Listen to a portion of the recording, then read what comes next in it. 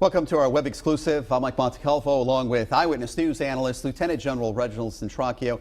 Veterans Day is on Monday, General, so we thought it might be a good idea to concentrate on what's going on in the state and the meaning of Veterans Day here in Rhode Island. It seems like activities have ramped up this year. We have Water Fire on Saturday. We have a Hall of Fame event, all kinds of parades between Friday and Monday.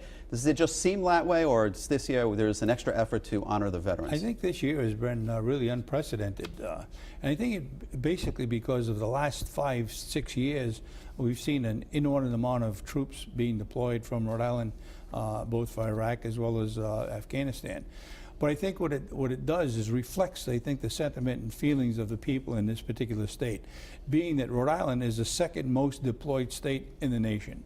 So when you say that and you see it and you experience it, there's basically no one in the state that isn't touched by it, either a relative or knowing certainly a family that has been deployed. All right, General, let's throw a number at people. 85 to 90% of the Rhode Island National Guard is now combat experienced. That's the most, what, since World War II? World War II, yeah. During my tenure, basically from 1995 through 2005, the entire Rhode Island National Guard was activated and mobilized at least once. Of course, many of those troops are no longer in the Guard, and they've retired and gone on elsewhere. But still, we have about 85% to 90% of the Guard currently serving who are in fact combat experienced. Did this really start with the Persian Gulf War and then went into Afghanistan and Iraq? Exactly right. It started with Persian Gulf. We still have guys in the Guard who are in there. You can say that, but if they're younger than us, we can call them kids. Exactly. But from Vietnam, still serving today.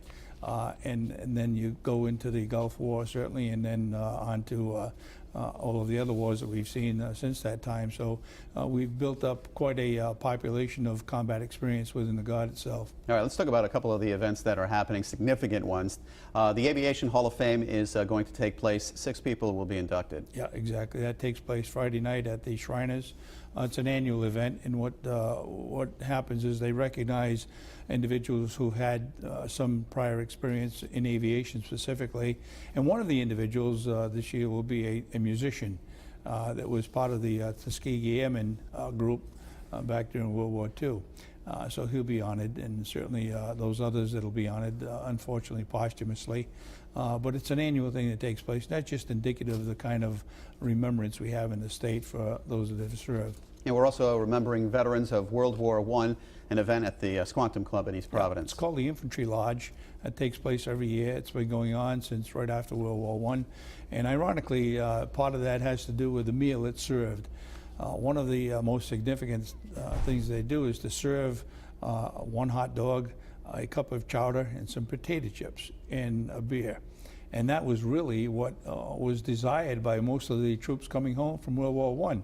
So they've managed to maintain that through the years. It just goes to show you how times have changed and how, simple requests back then mean so much as opposed to what we deal with today. Yeah. Brigadier General Tom Fraser, a good friend of mine, handles it every year, and he just does an outstanding job on making sure that he gets as many people into that place as he can.